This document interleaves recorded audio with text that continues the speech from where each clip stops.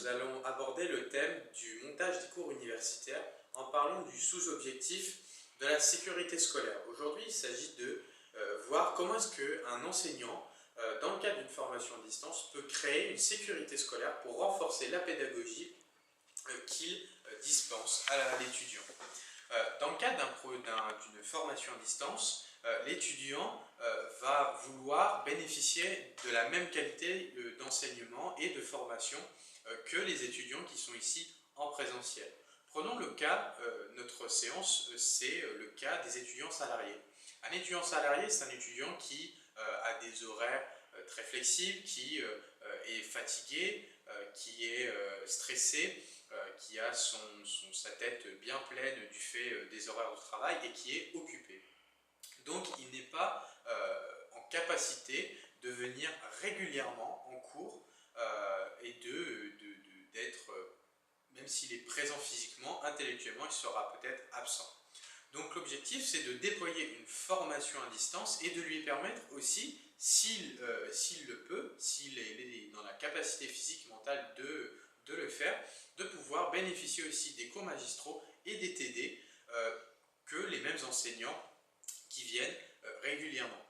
Donc l'objectif en fait d'un enseignant, ça va être d'adapter son cours magistral à un étudiant en situation particulière. Par exemple, ce peut être de mettre des podcasts ou de retranscrire directement en ligne sur l'ENT le cours magistral. Pour le TD, ça peut être de réserver des places dès le début de chaque semestre aux étudiants en situation particulière.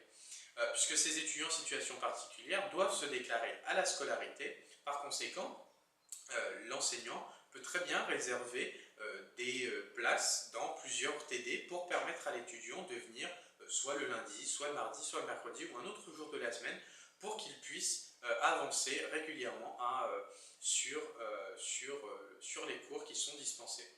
C'est aussi, par exemple, lui permettre de bénéficier de TD particuliers à lui. Reprenons par exemple l'idée qui a été faite à l'université Picardie-Jules Verne où par exemple des TD étaient dispensés le soir ou le samedi matin aux étudiants en situation particulière puisque par exemple l'étudiant salarié qui travaille en journée sera peut-être plus à même de venir à un TD en fin de journée ou alors le samedi matin. C'est tous ces aménagements administratifs qui ont forcément des répercussions sur la pédagogie de l'enseignant, qui vont pouvoir permettre à l'étudiant de bénéficier d'une formation de qualité et aussi peut-être de vouloir rentrer définitivement dans un processus de formation à distance et donc de créer une espèce de sécurité scolaire chez lui pour permettre à l'étudiant de justement pouvoir se former comme les autres.